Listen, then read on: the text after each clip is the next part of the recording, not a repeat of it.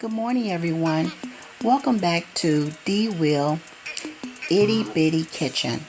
Today we're going to make some delicious sweet yogurt made with organic whole milk, my starter yogurt, which would be this Greek yogurt, and it's a plain yogurt with no flavor. I have my containers that I'm going to put my yogurt into, and I also have my cooking utensils, my spoon and my big pot. One of the first things we're going to do, we're going to take a tablespoon and get 2 full tablespoons of the Greek yogurt, put it in a bowl, set it aside so that it can be warm when we need to integrate it into the milk. Make sure that the yogurt that you purchase have live culture in it, and also made of whole milk.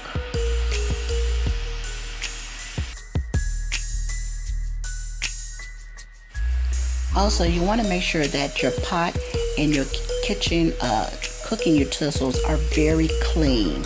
Everything should be rinsed off at least twice. Now we're going to pour the whole milk into the pot and allow this milk to warm up. We're going to stir the milk occasionally. We want to make sure that nothing sticks to the bottom of the pot, and we definitely do not want the milk to burn. It is on a medium setting, and we're going to allow this to warm up.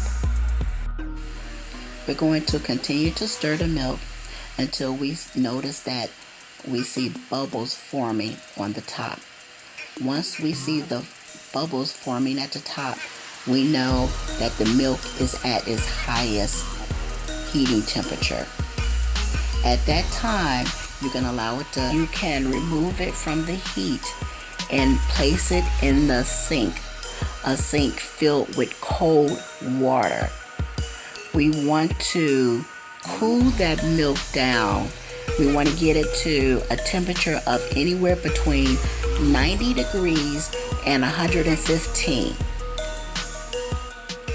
Using a thermometer, we're going to check the temperature to make sure that it is between 90 to 115 degrees.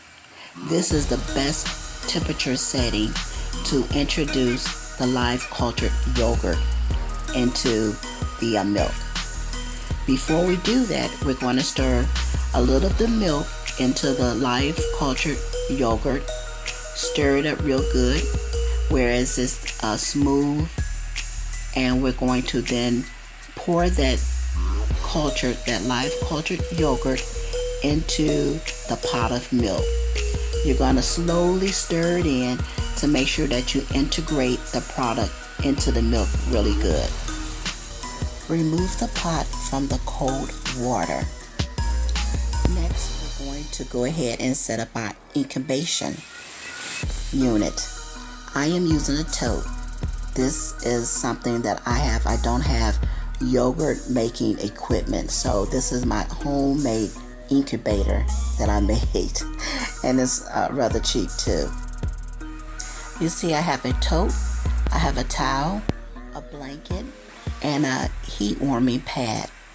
I'm going to use all of these to make my incubation. I'm going to first wrap the towel around the pot. Then I'm going to take my heating pad and have it over to the side of the pot. Then after that, I'm going to take my blanket and wrap it around to make sure that it's nice and snug. I'm going to place the top on the tote, making sure that one end is loose where it's not fitted tight across the cord. Now I'm going to allow this to ferment for 10 to 12 hours. Do you see the liquid on the side? This liquid is called the whey, and you can use this whey for ingredients for other products. like maybe homemade biscuits or your pancake mix. So I'm going to use a serving spoon to drain out as much of that whey as I possibly can. Then also I'm going to use a strainer. I will use the strainer to strain as much of that whey out of the yogurt mix as I possibly can. And you can use this whey and store it for future projects. Like I said before, making homemade biscuits, pancakes. Some people use it for their plants, outdoor plants. And there's also the use of giving it to your pets if you choose to do that. But I think there's a lot more that you can probably use with that whey. Now, as you can tell, I got about a half a cup of the whey out of the yogurt through the strainer. Next, I am going to add my flavor because I do not like plain yogurt. I usually use vanilla extract, not imitation vanilla, and powdered sugar. I will mix these ingredients really good into my mixture of yogurt with the use of a hand mixer. Blending these products into my yogurt, my sugar, and my vanilla extract, I make sure that I blend it really well with my hand mixer, making sure I pay attention to the sides and the bottom. I pour my yogurt mixture into plastic bowls, disposable bowls. Easy for my family to enjoy a bowl of yogurt. You're going to allow this yogurt to sit in the refrigerator for at least 2 hours before eating. Using this recipe, half a gallon of milk, you are going to get 3 times the amount of yogurt than you would if you was to buy this in the store. The containers I use are 8 ounces and I have 12. With this recipe, you are going to enjoy some of the best homemade yogurt you've ever had.